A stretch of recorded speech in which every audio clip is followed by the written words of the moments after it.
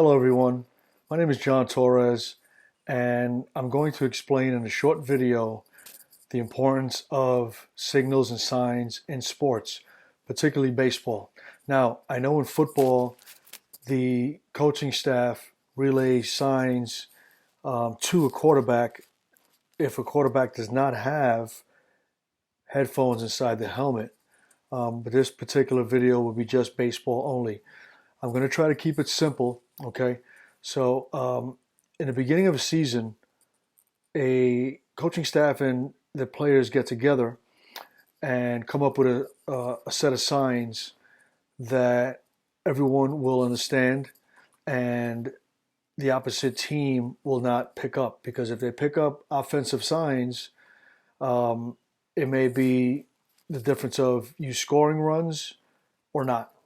Okay, so for this particular video, um, I will set up a few signs, not too difficult, just to give you an idea.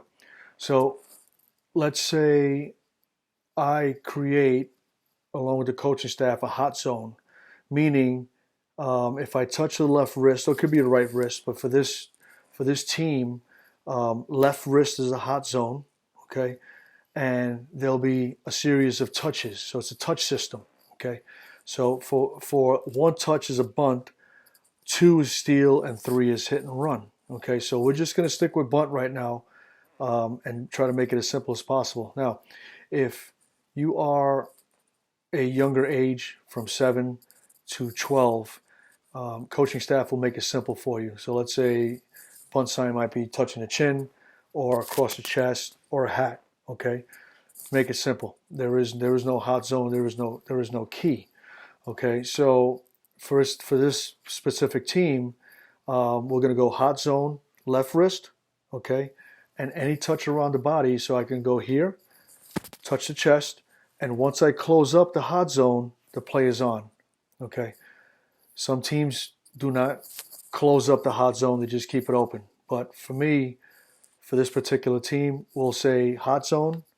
Okay, one touch on the left wrist, one touch in the chest, then close it up, and the bunt is on. Okay, um, and there's two reasons why signals and signs are very important. Again, it's a chess game between the managers of both teams.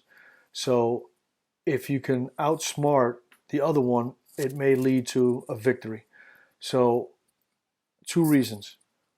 One, it can lead to a victory if the signs are executed. And two, it's very important, it's safety. Okay? So we're going to start with the safety one, and we're going to say it's a suicide squeeze. What suicide squeeze means there's a runner on third base, and there's a batter up, okay? And the third base coach calls a bunt. So let's say, give him this sign. Again, any touch anywhere. This is touch system, so I touch once, close it back up, the bunt sign is on.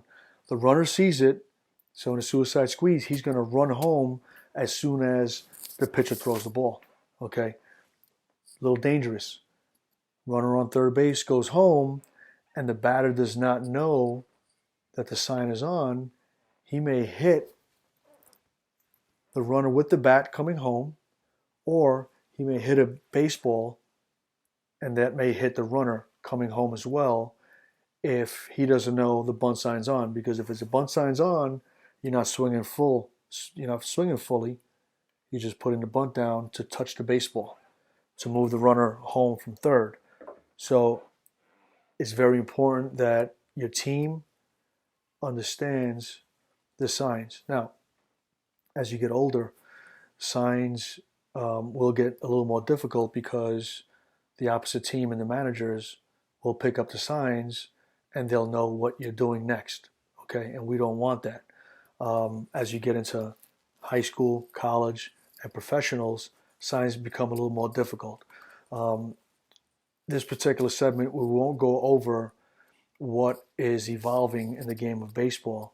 Now, some programs are using a mathematical system, okay, wearing wristbands either on the wrist or wearing a band by their waist.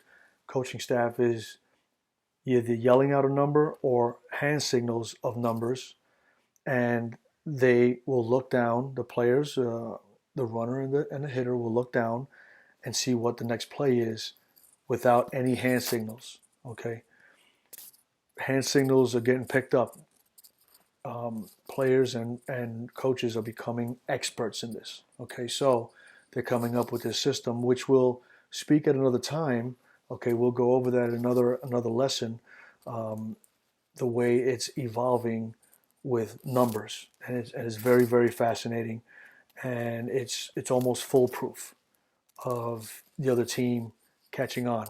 Now, some programs don't use that mathematical system because the coaching staff is old school. They don't want to move on to technology. But again, in the next segment, we will definitely move towards different type of signs. Okay, more difficult signs, and we'll go through a series of signals, hand signals, and I'll give you guys an exam to see if you catch up with what I'm calling. Okay, but listen, thank you very much for your time, and I hope to see everyone again.